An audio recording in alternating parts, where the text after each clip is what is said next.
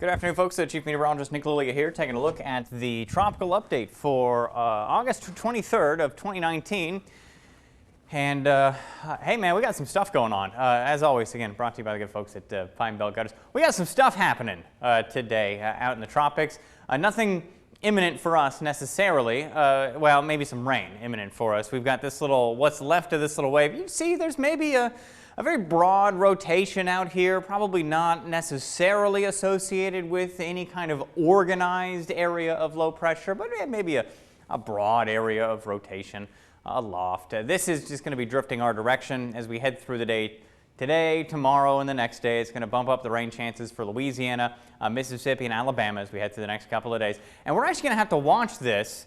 There's an outside chance, and we'll see this in the European here in a second, that this thing gets roped all the way around out into the Atlantic, maybe gets roped all the way back through Texas and back into the Gulf of Mexico as we head through the next couple of days.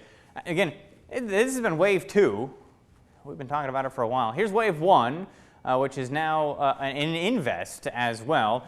More on that in a second. This one's going to probably drift a little further off to the north and out to sea, into the Caribbean. Not much happening right now. And we got another wave out here to talk about. That's another invest. Hey, Rex, this is 99L right down here, and then it's 90, or this is 98. This is, no, 97, 98, right? Trying to keep track of all these things. One on the very next to Florida is 99. This one's 98, right? Yeah, this one's 97. We got a lot of stuff happening out here. Anyway, either way you slice it, doesn't matter what number it is, frankly. Area of development just off the Florida coast, the Carolinas and Georgia. The idea is that this is going to lift up to the north and back off to the northwest with a 70 to 90% chance of development as we head through the next couple of days and stay mainly out to sea.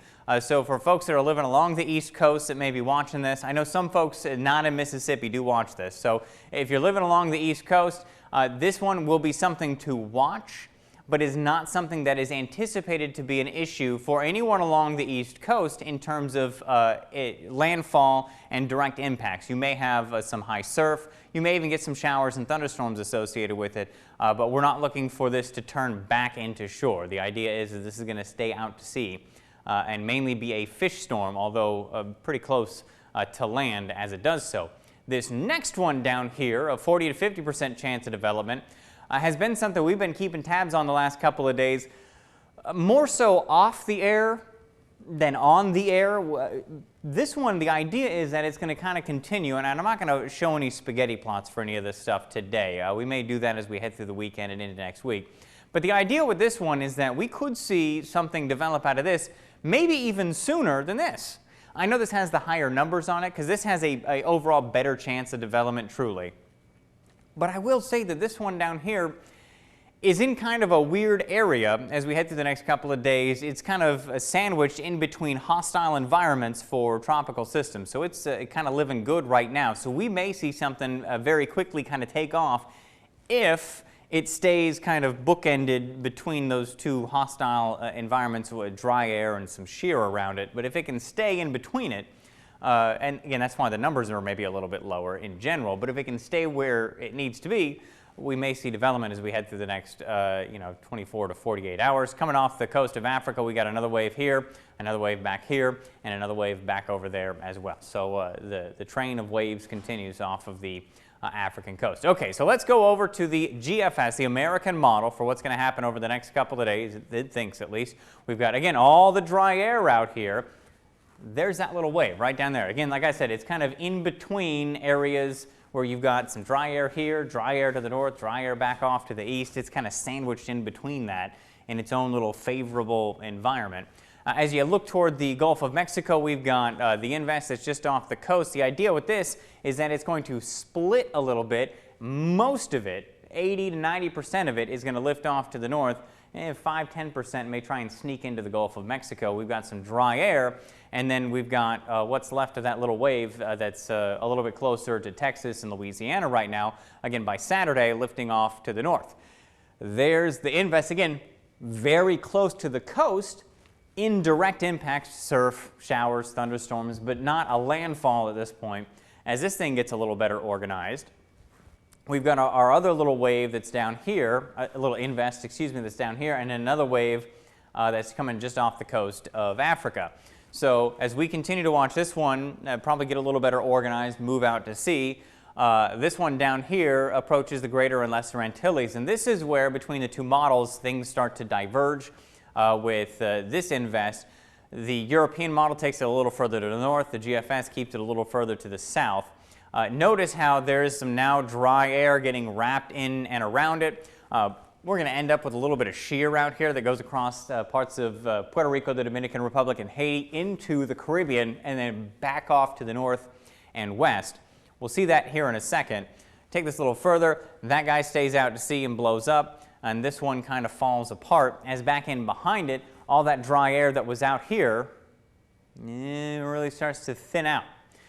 We start to moisten up the atmosphere. We're starting to get to the peak of hurricane season. We're starting to slow down the dry air coming off the coast of Africa. The waves that are out here aren't really doing much, but we've got another one that's just about to come off the coast of Africa. Well, doggone it, I lost that one. All right, well, let's take it over to the wind shear here real quickly. And I want to highlight some things, not necessarily with what's off the coast of Florida right now, but with our little friend that's back over here. You can see all the shear that goes from northeast to southwest and then back around to the northeast. That's a lot of shear. And this little bad boy is going to, this little bad boy is going to sneak, this little invest is going to try and sneak through the Caribbean, but it's going to run into a lot of this shear that's in its way, which is why right now we anticipate for the thing to fall apart if it stays on that southerly path. Now, let's head over to the European model, which shows a slightly different story. We've got, again, this guy just off the coast, lifting off to the northeast. Here, there's remember that patch of thunderstorms that's just off the coast? It rides up and over parts of Louisiana, Mississippi, and Alabama. We'll keep tabs on this. That one moves off to the northeast. And here's that same invest that's out here. Notice how it takes a much more northerly track with the European model here, and it ends up around the Greater and Lesser Antilles and up toward Puerto Rico. This is that same little batch of stuff that's just off of the coast of Texas and Louisiana. It rides up into our neck of the woods and actually gets kicked back out into the Atlantic by a little weak sauce front that glides through as we head through the middle to end of next week. It actually gets sucked back across and into the Gulf of Mexico again, and then just off to the south of the northern Gulf Coast. And then back in behind me, we've got what's left of that other invest that gets kind of ripped apart by the islands. We've got another little piece of junk back here as well as we head through Labor Day. If that holds, oh, doggone it. I keep on thinking I got one more click on some of these models. If this holds, remember this, so this is getting wrapped around and comes back into the Gulf of Mexico while this one moves toward Cuba and the Bahamas and falls apart. If this scenario holds, it would not mean necessarily a very nice Labor Day weekend for us across the northern Gulf Coast, because we're probably getting sprayed with showers and thunderstorms from whatever's in the Gulf of Mexico. Simultaneously, we would also have to keep tabs on what's happening back here, because even though this is getting ripped apart by the islands, by the time it gets toward the Gulf of Mexico, that would be a favorable environment at that point, given the fact that we're post-frontal, front passed on through. This thing's moving back off to the northeast and kind of taking care of a couple of different things to open the door for whatever is back in behind it, should anything be there. So then this would also have to be monitored. At the same time, there's yet another wave back in behind that that is starting to approach the Greater and Lesser Antilles as well as the island of Puerto Rico. That would also need to be watched at that point. So again, this is normal for this time of the year. I know this may feel like, man, there's a lot of stuff happening. And yeah, there kind of is. However, with it reaching kind of the peak of hurricane season, this is kind of what happens this time of the year. It just so happens, we've got a little bit of recency bias, because not really much went on during the month of August, tropically speaking. So there's a look at your tropical update, a full in-depth look at your tropical update, brought to you by the good folks at Pine Belt Gutters for August 23rd of 2019.